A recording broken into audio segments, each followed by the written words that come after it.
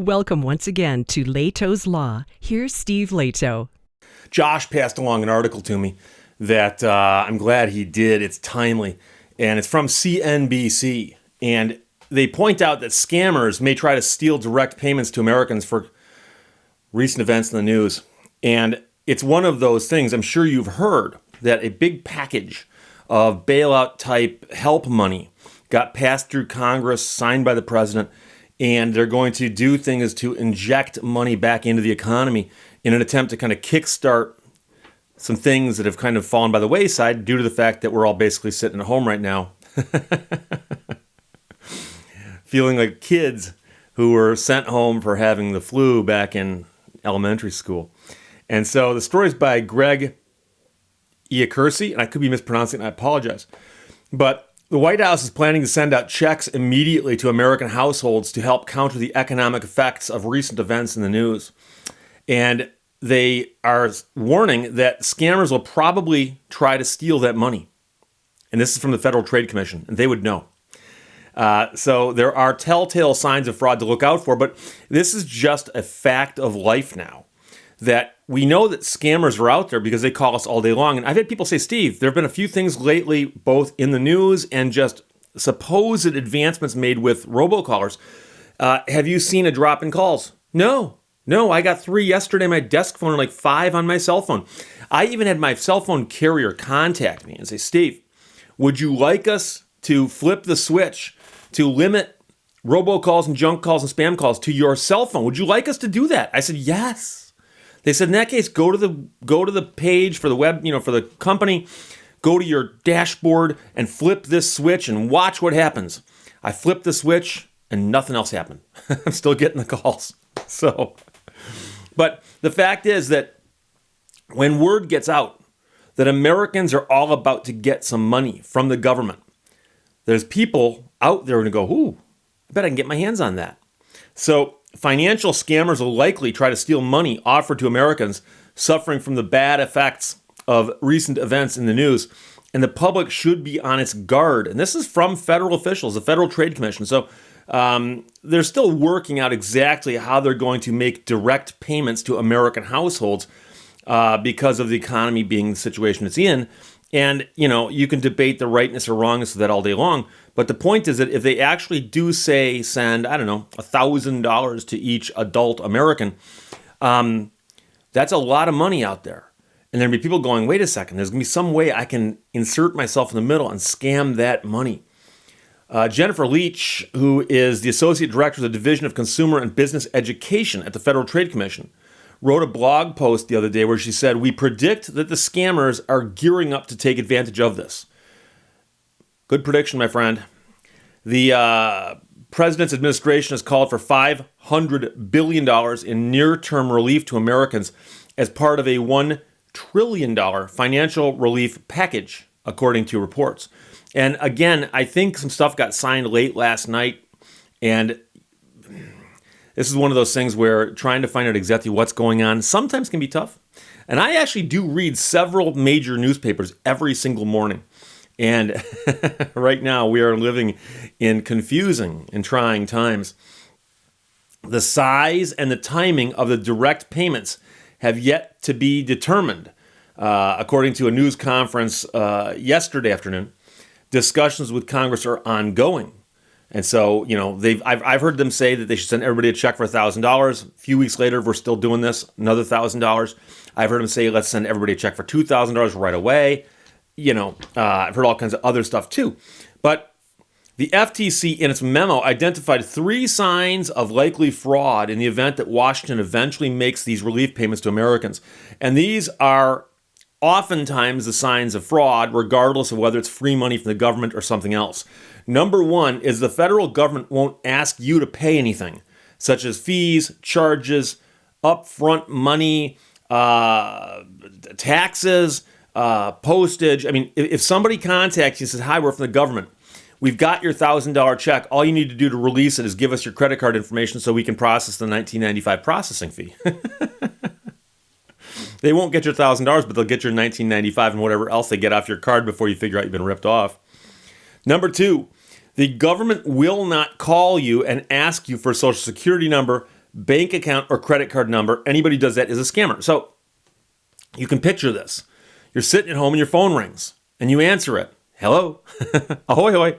You answer it and somebody says, hi, we're calling from the Department of Money Distribution, and we are going to wire transfer the $1,000 into your bank account. Could you just give us your bank account number and, I don't know, your social security number, maybe a couple credit card things for identification purposes, maybe your PIN number for your for your ATM? I mean, I don't know. So anybody who calls you and asks you for those things is not on the up and up. And, I've had people tell me, I mean, I hate to admit I've got friends like this. I've actually had a friend call me and say, Steve, I just got called by the IRS. And I go, no, you didn't. The IRS doesn't call people. No one expects a Spanish Inquisition. The IRS doesn't call people. They write letters, okay? And there's something to be said for getting a letter these days. I understand. People go, Steve, you're an old-timer, enjoying letters. But the point is that when a letter comes from the IRS, you can look at it, you can read it, and you can then show it to people and go, is this real? You can get a second, show it to your CPA, show it to somebody, show it to a friend, relative, a countryman, doesn't matter, show it to somebody. And they'll, looks real to me. And they'll often have a phone number you can call. But most scammers don't go that far. They just make phone calls. Phone calls are cheaper. And keep in mind that the checks are not yet available. So I'm going to let you know right now. I don't normally date my videos, but today is March 19th. Okay? So today is March 19th. My watch says 19. It doesn't say March, but I know it's March. Today is March 19th. And so as of today, the checks don't exist yet. The checks do not exist. So if someone calls you right now and they go, look, I've got your check. Hear that? That's your check. I've got your check. They don't have your check. Check doesn't exist yet. Can't have your check yet, can they? Doesn't exist. Unless they're a time traveler. Uh-oh. So Leach went on to say, look, and I like that. She writes that. Look. Normally, we'd wait to know what the payment plan looks like before we put out a message like this, but these aren't normal times. You gotta like that. People in government who are actually laying it down there the way it is. So again, keep in mind that it does appear that somewhere down the road, we're going to get free money from the government. I understand it's not really free. I understand someone's got to pay for it eventually. I understand that we're just basically shoveling another $1 trillion on top of the deficit. I understand that. But somewhere down the road, there might come to you a check in the mail for $1,000 from the government. We could discuss that all day long. That's not the point here. The point is that looks like it's going to happen because that much money is going to get just shoveled out to the public.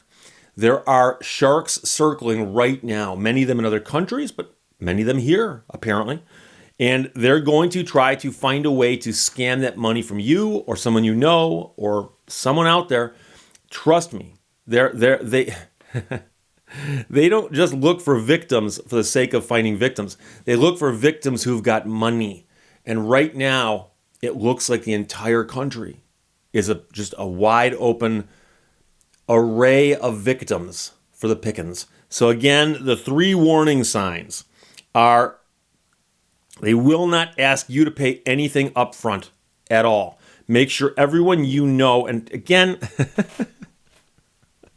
I don't know if I'm being as obvious as I need to be on this, okay? But I often lean in and say, look, we all know who the person is. We've all got someone in our life. It's often a relative where all the other relatives go, I'm worried about that one. We all know that he or she's the one who's going to fall for this. Remember that one time they got ripped off? Yeah, it's going to happen again. We all know who that person is. The person who doesn't understand what the internet is. The person who doesn't understand that calls can be spoofed. Caller IDs can be spoofed on a phone. There are people who don't understand technology out there. Okay? We know who those people are. Am I going to fall for one of these 3? I doubt it. Are you? Probably not. But we all know the person who is. So talk to that person and say, by the way, with this $1,000 check, understand it's coming from the government. You don't need to pay any fees up front. If anybody calls you and says they do, hang up on them. Second of all, the government simply will not call you and they ask you for information like a social security number, bank account, credit card number.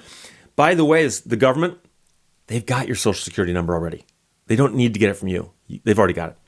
And number 3, the checks don't exist yet. So as of, like I said, March 19th, as of right now, these checks do not exist. So when someone calls you and says, hey, got your check right here. Hear that? That's your check. Do you want your check? I can send you your check.